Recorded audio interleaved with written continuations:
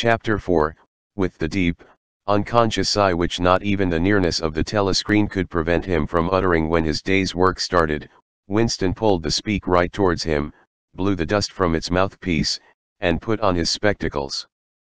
Then he unrolled and clipped together 4 small cylinders of paper which had already flopped out of the pneumatic tube on the right-hand side of his desk. In the walls of the cubicle there were 3 orifices.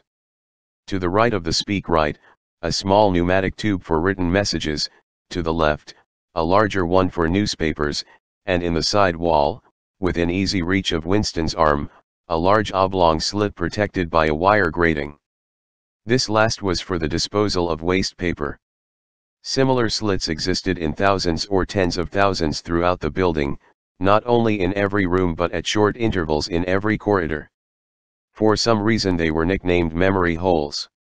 When one knew that any document was due for destruction, or even when one saw a scrap of waste paper lying about, it was an automatic action to lift the flap of the nearest memory hole and drop it in, whereupon it would be whirled away on a current of warm air to the enormous furnaces which were hidden somewhere in the recesses of the building. Winston examined the 4 slips of paper which he had unrolled. Each contained a message of only 1 or 2 lines, in the abbreviated jargon not actually Newspeak, but consisting largely of Newspeak words which was used in the ministry for internal purposes. They ran, Times 1 7.3.84 BB Speech Mal reported Africa Rectify Times 1 9.12.83 Forecasts 3 YP 4th Quarter 83 Misprints Verify Current Issue Times 1 4.2.84 Mini Plenty Mal Quoted Chocolate Rectify Times March 12, 83 Reporting BB Deo Rider Double Plus and Good Refs Unpersons Rewrite Full Wise Up Sub Anti-Filing with a faint feeling of satisfaction Winston laid the 4th message aside. It was an intricate and responsible job and had better be dealt with last. The other 3 were routine matters, though the second one would probably mean some tedious wading through lists of figures. Winston dialed back numbers on the telescreen and called for the appropriate issues of the Times, which slid out of the pneumatic tube after only a few minutes' delay. The messages he had received referred to articles or news items which for one reason or another it was thought necessary to alter, or, as the official phrase had it, to rectify. For example, it appeared from the Times of the 17th of March that Big Brother, in his speech of the previous day, had predicted that the South Indian front would remain quiet but that a Eurasian offensive would shortly be launched in North Africa. As it happened, the Eurasian Higher Command had launched its offensive in South India and left North Africa alone. It was therefore necessary to rewrite a paragraph of Big Brother's speech, in such a way as to make him predict the thing that had actually happened. Or again, the Times of the 19th of December had published the official forecasts of the output of various classes of consumption goods in the 4th quarter of 1983, which was also the 6th quarter of the 9th 3-year plan. Today's issue contained a statement of the actual output, from which it appeared that the forecasts were in every instance grossly wrong. Winston's job was to rectify the original figures by making them agree with the later ones. As for the 3rd message, it referred to a very simple error which could be set right in a couple of minutes. As short a time ago as February, the Ministry of Plenty had issued a promise, a categorical pledge were the official words, that there would be no reduction of the chocolate ration during 1984. Actually, as Winston was aware, the chocolate ration was to be reduced from 30 grams to 20 at the end of the present week. All that was needed was to substitute for the original promise a warning that it would probably be necessary to reduce the ration at some time in April. As soon as Winston had dealt with each of the messages, he clipped his speak written corrections to the appropriate copy of the Times and pushed them into the pneumatic tube. Then, with a movement which was as nearly as possible unconscious, he crumpled up the original message and any notes that he himself had made, and dropped them into the memory hole to be devoured by the flames. What happened in the unseen labyrinth to which the pneumatic tubes led, he did not know in detail, but he did know in general terms. As soon as all the corrections which happened to be necessary in any particular number of the Times had been assembled and collated, that number would be reprinted, the original copy destroyed, and the corrected copy placed on the files in its stead. This process of continuous alteration was applied not only to newspapers, but to books, periodicals, pamphlets, posters, leaflets, films, soundtracks, cartoons, photographs, to every kind of literature or documentation which might conceivably hold any political or ideological significance. Day by day and almost minute by minute the past was brought up to date. In this way every prediction made by the party could be shown by documentary evidence to have been correct, nor was any item of news, or any expression of opinion, which conflicted with the needs of the moment, ever allowed to remain on record. All history was a palimpsest, scraped clean and reinscribed exactly as often as was necessary. In no case would it have been possible, once the deed was done, to prove that any falsification had taken place. The largest section of the records department, far larger than the one on which Winston worked, consisted simply of persons whose duty it was to track down and collect all copies of books, newspapers, and other documents which had been superseded and were due for destruction. A number of the times which might, because of changes in political alignment, or mistaken prophecies uttered by Big Brother, have been rewritten a dozen times, still stood on the files bearing its original date, and no other copy existed to contradict it. Books, also, were recalled and rewritten again and again, and were invariably reissued without any admission that any alteration had been made.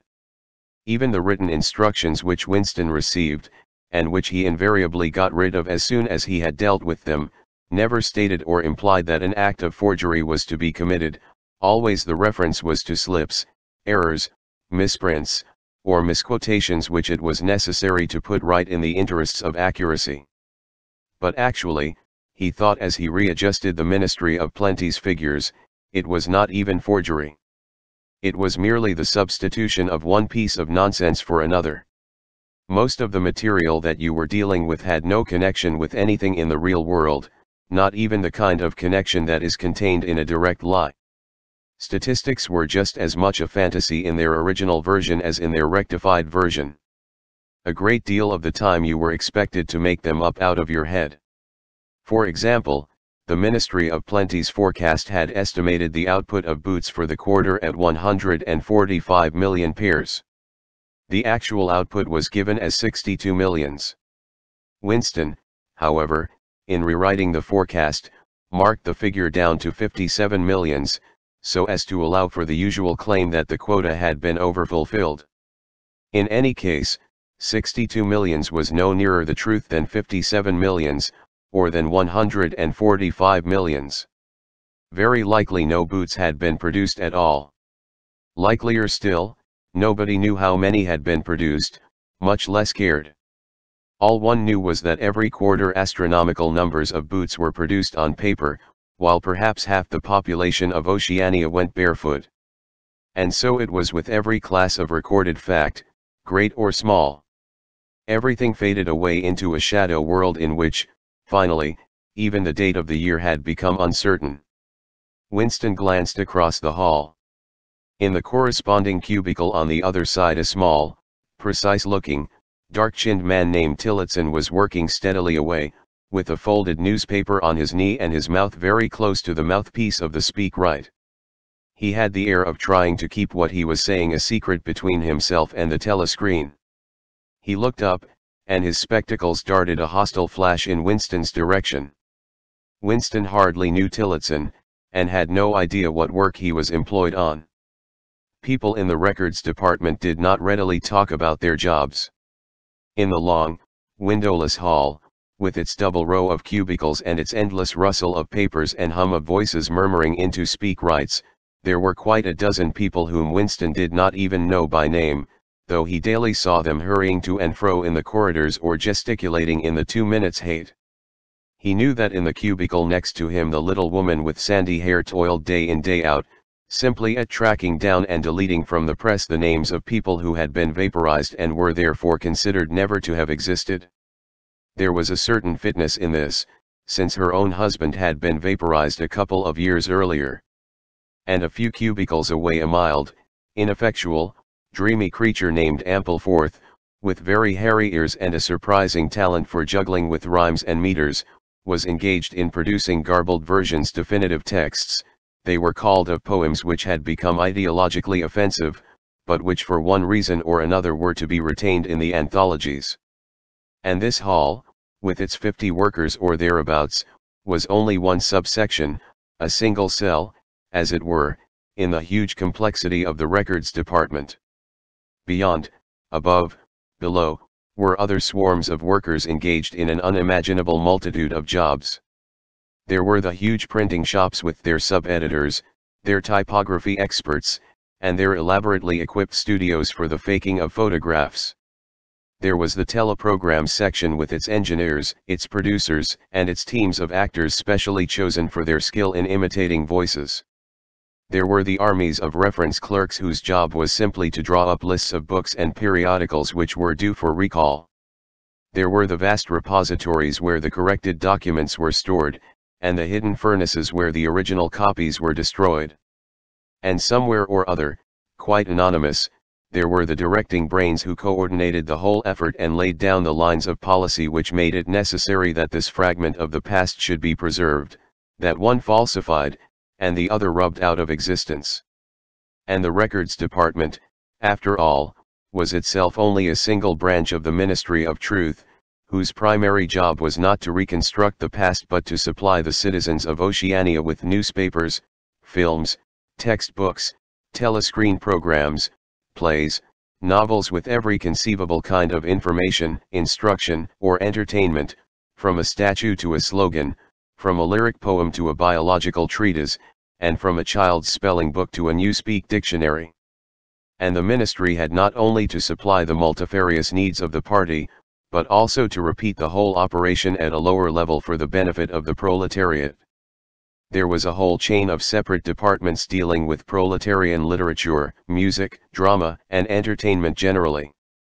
Here were produced rubbishy newspapers containing almost nothing except sport, crime, and astrology, sensational 5-cent novelettes, films oozing with sex, and sentimental songs which were composed entirely by mechanical means on a special kind of kaleidoscope known as a versificator. There was even a whole subsection pornosec, it was called in newspeak, engaged in producing the lowest kind of pornography, which was sent out in sealed packets and which no party member, other than those who worked on it, was permitted to look at. 3 messages had slid out of the pneumatic tube while Winston was working, but they were simple matters, and he had disposed of them before the 2 minutes hate interrupted him. When the hate was over he returned to his cubicle, took the newspeak dictionary from the shelf, pushed the speak right to one side, cleaned his spectacles, and settled down to his main job of the morning. Winston's greatest pleasure in life was in his work.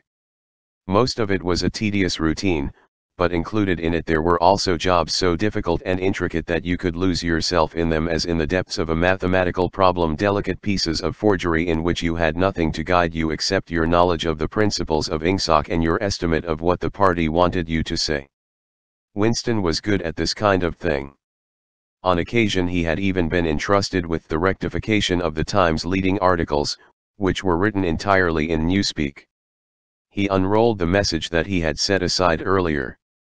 It ran, Times March 12, 83 reporting BB Deorider double plus and good refs unpersons rewrite full-wise up sub anti-filing in Old Speak, or Standard English, this might be rendered, the reporting of Big Brother's order for the day in the Times of December 3, 1983 is extremely unsatisfactory and makes references to non-existent persons.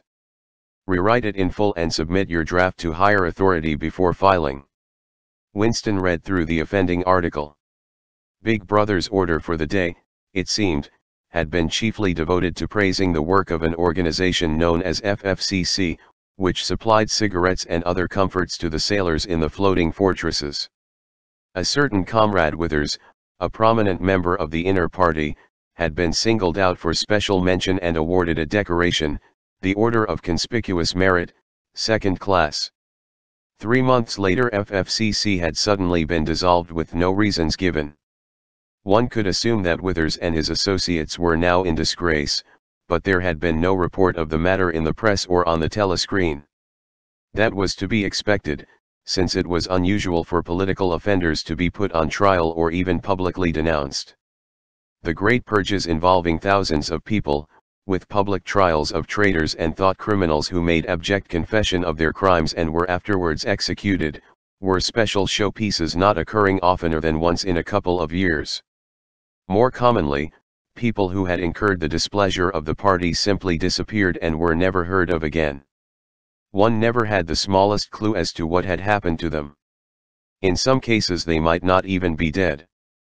Perhaps 30 people personally known to Winston, not counting his parents, had disappeared at one time or another. Winston stroked his nose gently with a paper clip. In the cubicle across the way, Comrade Tillotson was still crouching secretively over his speak right. He raised his head for a moment, again the hostile spectacle flash. Winston wondered whether Comrade Tillotson was engaged on the same job as himself. It was perfectly possible. So tricky a piece of work would never be entrusted to a single person. On the other hand, to turn it over to a committee would be to admit openly that an act of fabrication was taking place. Very likely as many as a dozen people were now working away on rival versions of what Big Brother had actually said. And presently some master brain in the inner party would select this version or that, would re-edit it and set in motion the complex processes of cross-referencing that would be required, and then the chosen lie would pass into the permanent records and become truth. Winston did not know why Withers had been disgraced. Perhaps it was for corruption or incompetence. Perhaps Big Brother was merely getting rid of a too popular subordinate. Perhaps Withers or someone close to him had been suspected of heretical tendencies. Or perhaps what was likeliest of all, the thing had simply happened because purges and vaporizations were a necessary part of the mechanics of government. The only real clue lay in the words refs unpersons, which indicated that Withers was already dead. You could not invariably assume this to be the case when people were arrested. Sometimes they were released and allowed to remain at liberty for as much as a year or 2 years before being executed. Very occasionally some person whom you had believed dead long since would make a ghostly reappearance at some public trial where he would implicate hundreds of others by his testimony before vanishing, this time forever. Withers, however, was already an unperson. He did not exist, he had never existed. Winston decided that it would not be enough simply to reverse the tendency of Big Brother's speech. It was better to make it deal with something totally unconnected with its original subject. He might turn the speech into the usual denunciation of traitors and thought criminals, but that was a little too obvious, while to invent a victory at the front, or some triumph of overproduction in the 9th three-year plan, might complicate the records too much. What was needed was a piece of pure fantasy. Suddenly there sprang into his mind, ready-made as it were, the image of a certain Comrade Ogilvy, who had recently died in battle, in heroic circumstances. There were occasions when Big Brother devoted his order for the day to commemorating some humble, rank-and-file party member whose life and death he held up as an example worthy to be followed. Today he should commemorate Comrade Ogilvy. It was true that there was no such person as Comrade Ogilvy, but a few lines of print and a couple of faked photographs would soon bring him into existence. Winston thought for a moment, then pulled the speak right towards him and began dictating in Big Brother's familiar style, a style at once military and pedantic, and, because of a trick of asking questions and then promptly answering them, what lessons do we learn from this fact, comrades? The lesson, which is also one of the fundamental principles of Ingsoc, that, etc., etc., easy to imitate. At the age of 3 Comrade Ogilvy had refused all toys except a drum, a submachine gun, and a model helicopter. At 6 a year early, by a special relaxation of the rules he had joined the spies. At 9 he had been a troop leader. At 11 he had denounced his uncle to the thought police after overhearing a conversation which appeared to him to have criminal tendencies. At 17 he had been a district organizer of the Junior Anti-Sex League. At 19 he had designed a hand grenade which had been adopted by the Ministry of Peace and which, at its first trial, had killed 31 Eurasian prisoners in one burst. At 23 he had perished in action. Pursued by enemy jet planes while flying over the Indian Ocean with important dispatches, he had weighted his body with his machine gun and leapt out of the helicopter into deep water, dispatches, and all an end, said Big Brother, which it was impossible to contemplate without feelings of envy. Big Brother added a few remarks on the purity and single-mindedness of Comrade Ogilvy's life.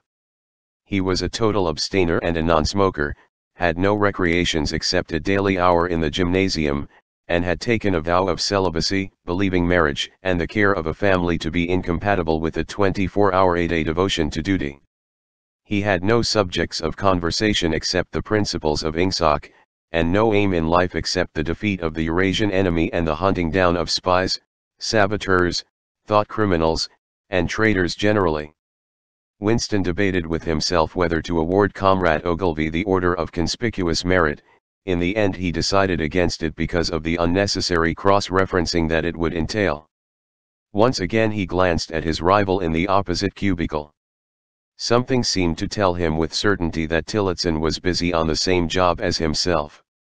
There was no way of knowing whose job would finally be adopted, but he felt a profound conviction that it would be his own. Comrade Ogilvy, unimagined an hour ago, was now a fact. It struck him as curious that you could create dead men but not living ones.